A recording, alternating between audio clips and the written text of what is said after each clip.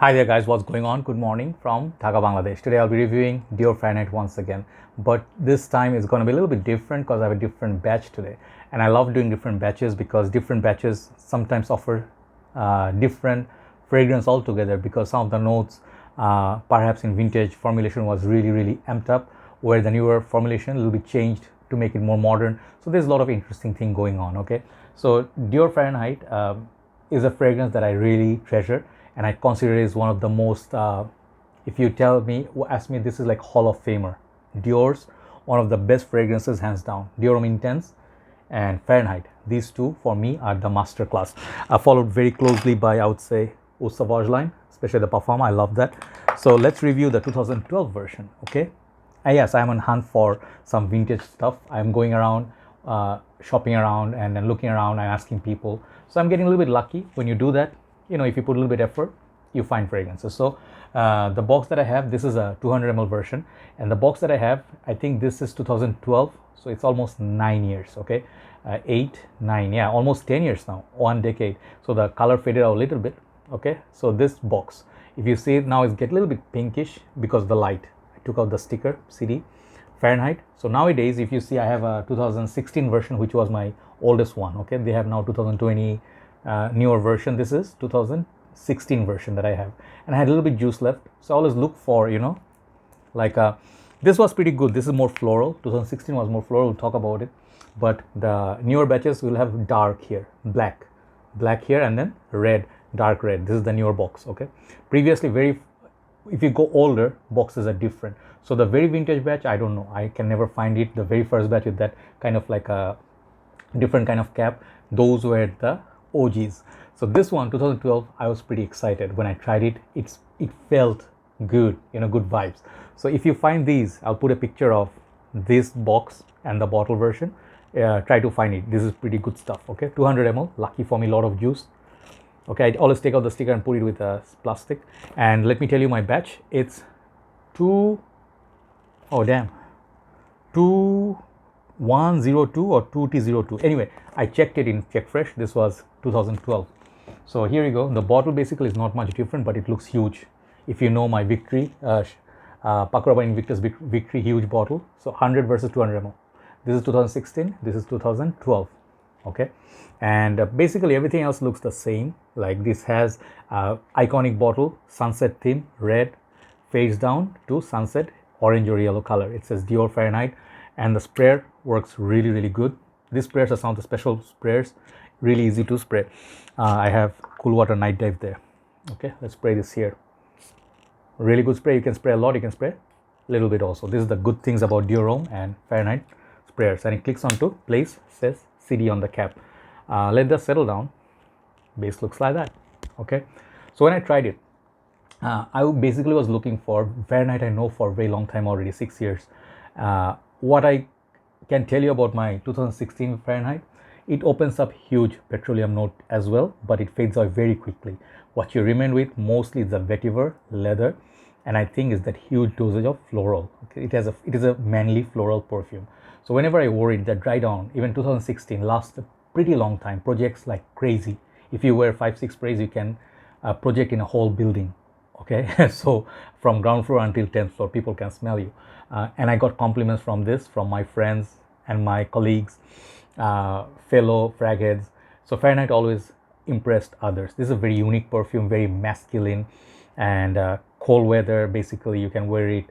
Summertime you can wear it. Cold weather time, I feel the vetiver and the leather pops up more, and the heat, high heat, the floral, kind of like the violets, it comes out more. So beautiful masterpiece. So I was always looking for, I heard this Fahrenheit petroleum note, and people keep telling me this 2016 is nothing, it's just garbage. I said, no fragrance is garbage. I don't feel like every fragrance has something special, but I want to smell the older batch. And 2012, it's kind of like older by 4 years, right? So how different is this? When I smelled it, man, this one has so much more strong. Like, I can tell you one thing, imagine like grease, like petrol oil, if you put in a like a water bottle or something like it. I've been drinking this energy drink. Imagine you put petrol in this. Okay, petrol is color what? Like kind of like a nice pink violet color. when you put petrol inside a bottle and you smell it, you get petroleum vibe you get from this very strongly, and this one doesn't go away very quickly. Okay, special thing of Fahrenheit older batches. This is not a vintage by any means. There are much older batches than this, which I'll look for. If I find somewhere genuine, I'll buy it. But man, this actually is that opening, you know, longevity wise, you know, like I would say not far off from 2016 or 14. Perhaps last couple of more hours in this one. Projects like more than this one little bit by 1 hour, but they are not like this is 10 and this is 2. No, the performance difference is like 8 versus 10. Okay, or let's say 8 9. If this is 8, the 2012 is 9. So pretty strong longevity wise. If you have it on shirt and your arm or hand or palm, you can smell through the mask. And if you're wearing a mask, you can smell, not mask, and that's what made it special. 2 reasons: that violet leaves, that petroleum note, so much greasy, so much stronger, and the leather is so much prominent. The dry down goes, it's pretty similar to the 2016 version. I don't know the 2020. Some people say this is the newer versions are more like Fahrenheit cologne, which is very watered down. That's the only thing I don't have from this line. I have love for Fahrenheit Le Parfum. I'm a big fan of this line, no lie. Okay, I'll show you. I have very rare Fahrenheit 32.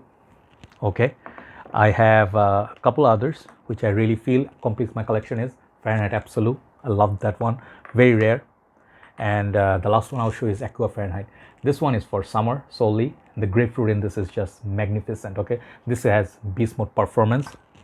Smells like a Fahrenheit but a lot more watery but potent. But if you see Fahrenheit cologne, maybe I'll get it just to complete my collection, but I cannot ever get those something degrees, you know, like some of those other bottles, very hard to find. But I'm very happy with my Fahrenheit collection. So overall, coming back to Fahrenheit, this is a masterpiece of a perfume. It's for mature crowd. And Mark said, I remember my guru, fragrance guru, Robes 08, I think he said, even if this was released today, this would be an instant hit.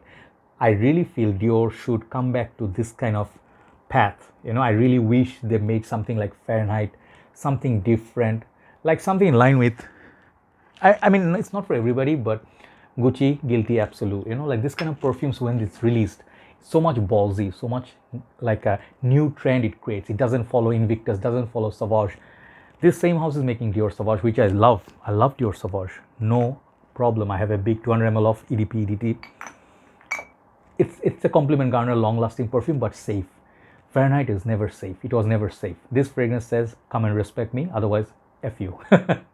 Right? That's what Fahrenheit is. It's for people who like to live on the edge. You like to do sports. You like to do extreme sports. You like to smell like nobody else. It smells like a real man. This one, Kouros, Lapidus Purom, Givenchy, Gentleman back in the days, or something like Creed's Royal Oud. These are the fragrance make statement. Okay, so Fahrenheit for me, older batch you can get better, but make sure you spray. See, the top note is okay. This top note is still fine. Okay, because it was not sprayed, it was intact all these years, and I'm just very happy to find this. So lucky me, right? So yeah, no, not here. Fahrenheit, man, strong 2012 batch. If you can find somewhere, 100 ml, 50 ml, whatever batch you can find. Always check out the batch code at the base and check it with Check Fresh or Check Cosmetics. It will give you a good idea. This one is very close to sort of like Fahrenheit. This one, Le Parfum, little bit. No, Le Parfum, no, sorry, my bad. This one is more boozy. This smells actually a bit like Fahrenheit Absolute. Okay, that's what making me happy. Fahrenheit Absolute has oud in this. It has myrrh, incense. Okay, yeah, that's like a darkest Fahrenheit so far. But if you can find it, try to find 2012. Pretty good performer, pretty solid. It's very close to the previous batches, right? Overall, Fahrenheit is always 10 out of 10 for me. It's like a magical perfume. Even if you do not like the opening, wait for the dry down. It's mysterious. It changes. You will not recognize your perfume out there in the air at times. Okay, be like, who's that smelling so good? And you're like, damn, that was me. Right, that's Fahrenheit for you. 2012 version. Very happy to review it. If I can find older batches, I'll review it so much. I'll review it. I was gonna review it and then thank you. I'll review it very much. Great. Okay, I'll review it very much next time. Take care, guys. Thanks for watching. I will upload this now. Good night from Dhaka, Bangladesh. Bye bye.